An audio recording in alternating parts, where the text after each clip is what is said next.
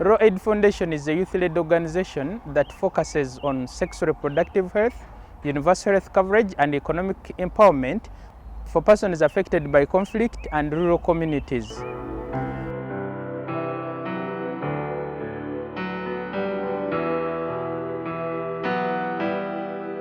There is the Global Gag Rule, which is a policy that limits access to sexual reproductive health services, specifically access to safe abortions globally. Over 1,500 women die annually due to unsafe abortions in Uganda. And of course, with the Global Gag Rule, this number is expected to rise due to the limitation in accessing sexual reproductive healthcare services and commodities like condoms. So we are seeing quite a number of adolescent girls and young women being affected with HIV. Key populations are failing to have access to condoms, family planning commodities, due to the negative impact that has been created by the Global Gag Rule. Basically, the Global Gag Rule, to my understanding, it is something that came out of blue, focusing on eliminating specific services to be accessed by people. And here for us we are saying this Gag Rule did not look into broad perspective, because we are saying that it is affecting sexual and reproductive health services and rights.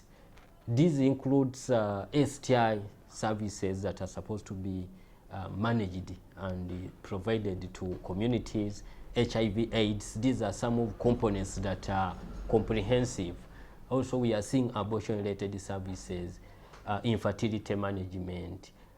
We are seeing antenatal care and services. These are all services that are part of the SRHR package.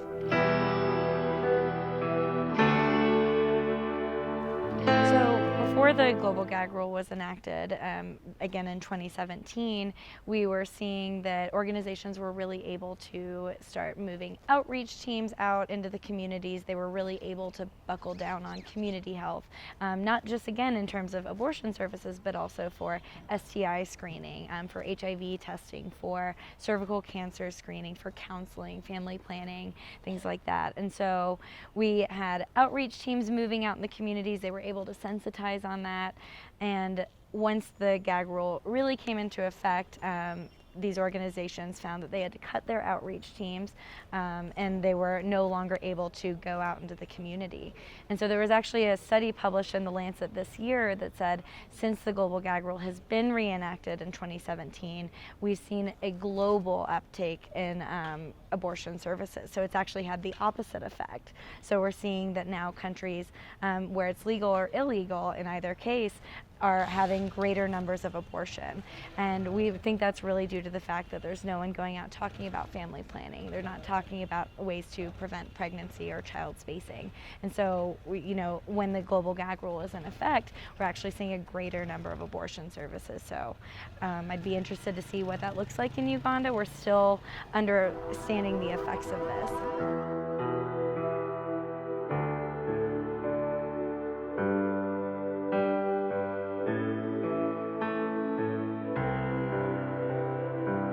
This rule, which denies people and women to be able to make a choice on when and how to take on abortion and when to have children or give birth and when not to have. We look at this policy which avoids and stops funding for this kind of organization. I'm looking at in a way that this has affected so many people. Like in our case, you look at, we are an organization which deals with sex workers. We have some female sex workers.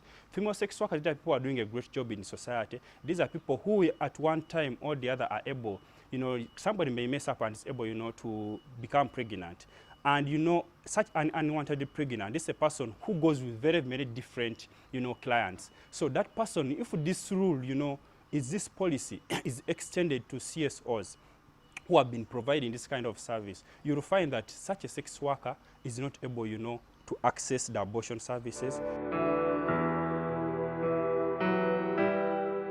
And so what that meant was that at the time when it was initially instated in January 2017, I believe, it was $600 million in U.S. funding that was actually cut from organizations. Whenever we go to health centers to request for outreaches, they will tell you they have stockouts, they don't have testing kits, they don't have drugs. It's really heartening, it's painful. You have kids who need SRH services. You go to a health center to provide these services, and then they tell you, no, we can't give that at the moment because we don't have either testing kits, either we don't have the drugs for those on drugs. And then for the single mothers, it's even worse.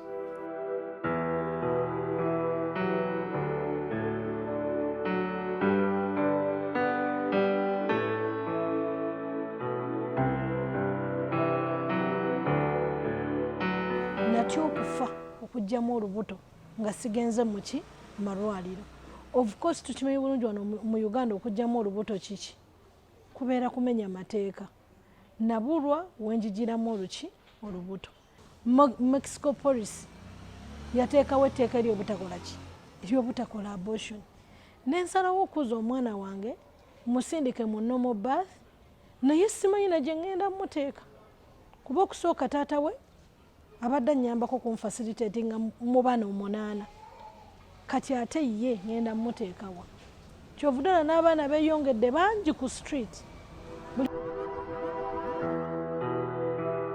Abakyala baffe emabega twali tukola n'ekitongole ekya Mary Stops nga kituyambako ku bakyala baffe okufuna safe abortion, naye mu biseera bino eno abakyala baffe tebakyafuna safe abortion olw'ensonga abaali babateekamu ssente zaggwaawo. Ne twesanga nti abakyala baffe bafuna embuto ne beekanga nga balina kuzizaala, abatazizadde balina kugenda kukozesa bino ebintu ebitali safe ebitabaganya kufuna safe abortion. It's very hard to access condoms. It's very hard to access HIV self-testing kits and the family planning services, because when now like here at the DIC, we give in referrals to our clients to go and access services at the health facilities. Those services are not there, and even the condoms here in our DIC, we are not getting condoms. When you go to the health center to pick condoms, they tell you we don't have condoms. Actually, it has affected us so much. If the CSOs are not provided the funds that they need, and LGBTIQ people do get these services from key population organizations such as Key Populations Uganda and our partners, so it means that the CSOs will close, the CSOs will not have the SHR, sexual reproductive health goodies that they have been supplying. On the other hand, it will give a negative impact whereby the increase of sexual reproductive health diseases such as STDs and STIs, increase in HIV infections will go high. And remember, the vulnerable groups are the people who are hard to reach. The vulnerable groups such as LGBT and sex workers and refugees, these are people who are marginalized and they need a service at no cost. In our effort to popularize the global gag rule and its implications, Rural Aid Foundation has documented all the implications or come up with documents about the global gag rule. We've shared these documents with civil society organizations that have been affected by the global gag rule, including community-based organizations and adolescent girls and young women. We had an inception meeting with all those partners to be able to come up with a petition that we signed together with adolescent girls and young women and marched to the Ugandan Parliament and presented this petition to the Vice Chairperson of the Health Committee on the in the Ugandan Parliament. We had an engagement where we had a dialogue that incorporated the different gangsters, the different ghetto people, the different civil society organizations to come to a cause whereby we came up with a petition and submitted it through a member of parliament to government. And basically it was calling government to popularize this gag rule and as well take a standpoint on to increasing financing to the health sector, because at the end of the day, as we advocate for this, we need also to have an alternative as for civil society. We are in support of this. We have always advocated for health, for sexual reproductive health rights, and we have laws that we are trying to put in place that will be helpful especially to fill the gap that has been created by the global gag rule. We know very well that there are certain things that the global gag rule is closing out, but there are those that are very critical to us, like family planning, like reproductive health rights education, especially to the young people.